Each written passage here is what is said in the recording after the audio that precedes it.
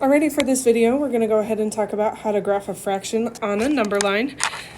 So we're going to go ahead. First, you need to determine whether it is a normal fraction, a mixed number, or an improper fraction.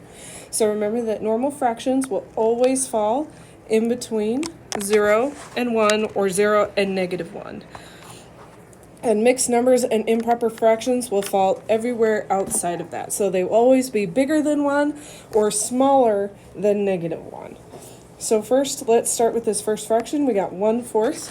1/4 is a normal fraction, so that means it's going to fall somewhere right here between 0 and 1 or 0 and -1. It is a positive number, which means it is going to fall somewhere right here in that positive section. So we're going to go ahead and zoom in a little bit. Again, we need to graph 1/4. We're going to go ahead and split this line into 4 chunks.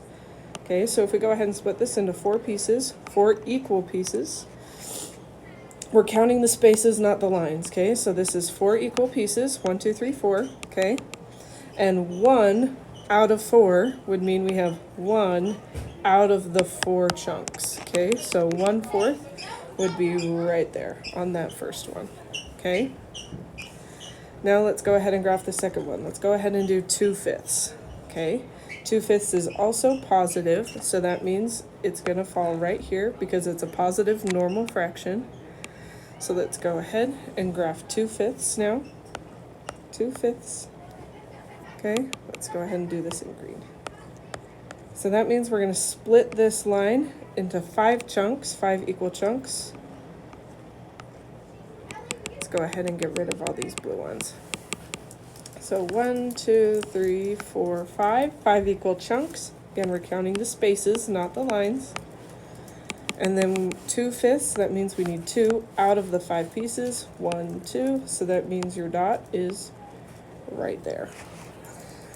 Okay, let's go ahead and graph the next one. We got 1 2/3. Again, this is a positive number, so that means we're going to go ahead and be on this side of our number line. And this is a mixed number, which means it's not going to be between 0 and 1. It's going to be bigger than 1. Okay, this means we have one whole puzzle, and this means that we don't have 2 puzzles yet. We're still missing some pieces. So it's going to fall in between 1 and 2.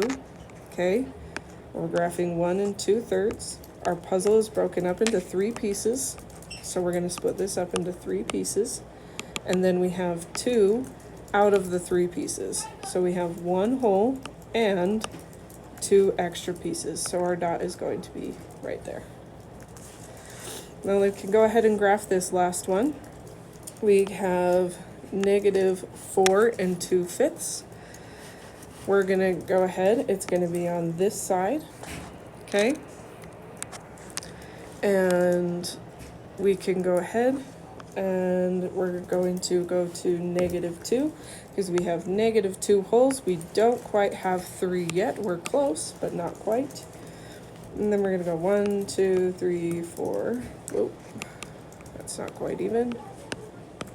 There we go. And then it was 4/5. Okay, so that means we have 4 out of the 5 pieces. 1, 2, 3, 4. Our dot is going to be right there. Now, if you were to have a improper fraction, say 4/2, you can divide it and turn it into a decimal.